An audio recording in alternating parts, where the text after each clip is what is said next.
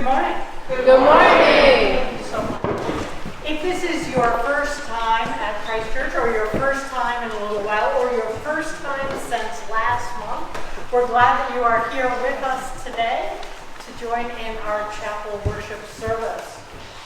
Usually, Donna Bassett, one of your teachers, would be doing that. I am playing the role of Donna in our worship today, and as she is not feeling well, I invite you to hold Donna in your hearts, and she will be back with you again soon.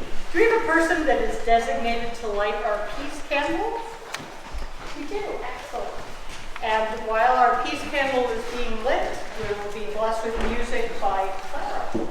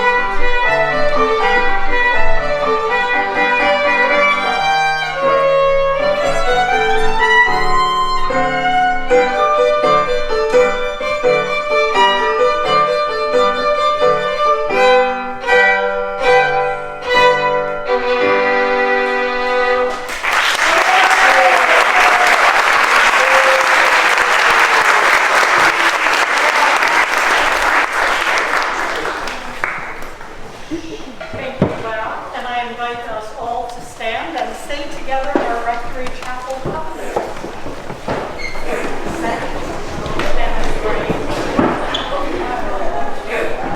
And let us say together, we are each on a sacred journey, understand who we are in the context of the wide and wonderful world we share with one another. Our larger journeys may at times seem different from our own. We honor, respect, and celebrate that each one of us is wonderfully created. Each one of us is special, and each person's journey is unique. Please be seated. I'd like to invite to the microphone at this time HQ for our first reading. When you arise in the morning, give thanks for the food and the joy of living. If you see no reason for giving thanks, the fault lies only in yourself. Always appreciate what you have.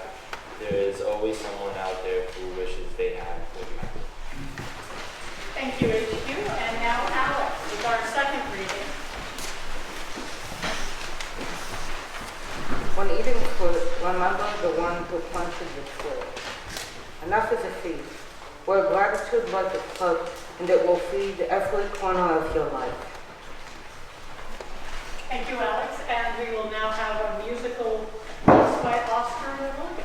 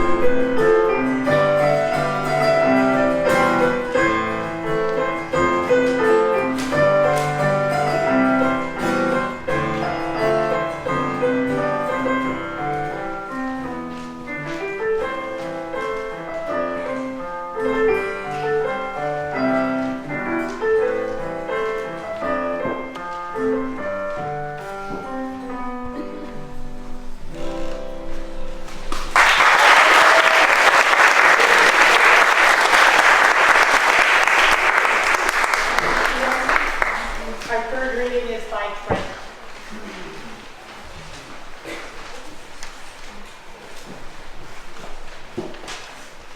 I'll give thanks to the Lord, for he is good, for his steadfast love endures forever. Rejoice always, pray without ceasing. Give thanks in all circumstances, for this is the will of God Christ and Jesus for you. Thank you, Trent. Our next reading is by Knox.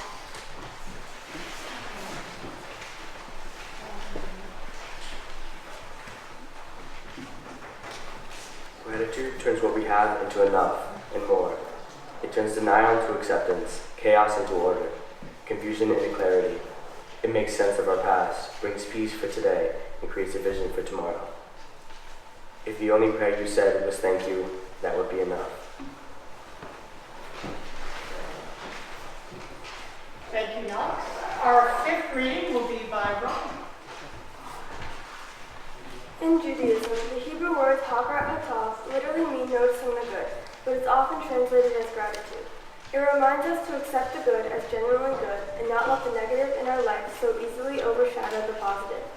As it turns out, our brains are wired to notice an unpleasant, threatening stimulus, but we can also notice the good. There was a story of a Spanish sea captain who would put on his reading glasses every time he ate strawberries. "Why do you do that?" his crew finally asked. The captain replied, "I love strawberries. The difficult things in life always seem bigger than they really are, so I wanted the good things to appear bigger too." Thank you, Roman. We will now have a musical piece by Monica and James.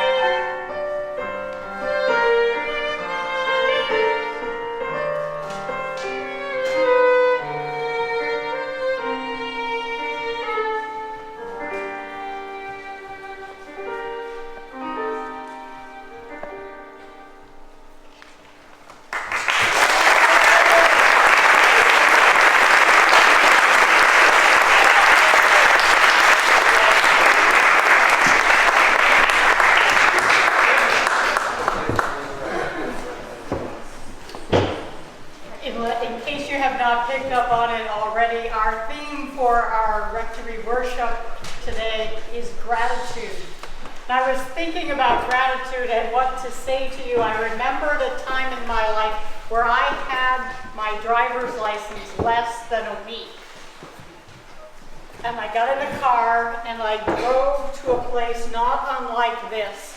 And I climbed up the steps and stood behind the giant bird, the pulpit in that place. And I talked to the empty seats. And literally ached for the privilege of talking about things that matter with other people in a place like this. So to come here today and to see this sea of what there's 700 or 800 of you here, or it feels like in my heart, to hear, to listen to me and to worship with me and to celebrate music with me, thank you, thank you, thank you for being here and being part of this today. Because I love you and I want you to be happy, I'm not going to talk for a long time. But I am going to make sure that you hear three things. And the first thing that I want you to hear is it is important to be grateful for what you have received. Because no matter what you are doing, there are people in the world who would like nothing better than to do what you're doing. Whether it's eating something that you dislike, there are people here there are people in our world who would like to have something, anything to eat. If you're driving a 2008 Subaru Forester and you would rather be driving something much more exciting, there are people in the world who would like to have transportation so that they could have a job. So number one, remember to be grateful for what you have. The second thing is to be grateful for what you don't have. It seems counterintuitive to think that, but sometimes it's important to stop and remember all of the things that aren't part of your life, like war, or hunger, or political unrest that leads to violence. Or sometimes when you make that prayer or that hope for that person to enter your life, and then you find out later that you dodged it when you didn't end up with them. Sometimes the hopes and the dreams and the prayers that we have that are unanswered or answered with a no are some of the biggest blessings of our life. The third thing that I want you to remember is to be thankful for the gifts that other people have received. It's easy to feel good about the things that we get, or sometimes the things that are part of those we love the most. But it's important to remember to be thankful for other people when they are successful, when they receive something, when they get something that's important to them. Because if we are not grateful and thankful for other people and their gifts, we run the risk of being callous and hard and self-centered. None of us wants that for ourselves. So remember, be thankful for what you've received, for what you have not or have not yet received, and to be thankful for the gifts of other people.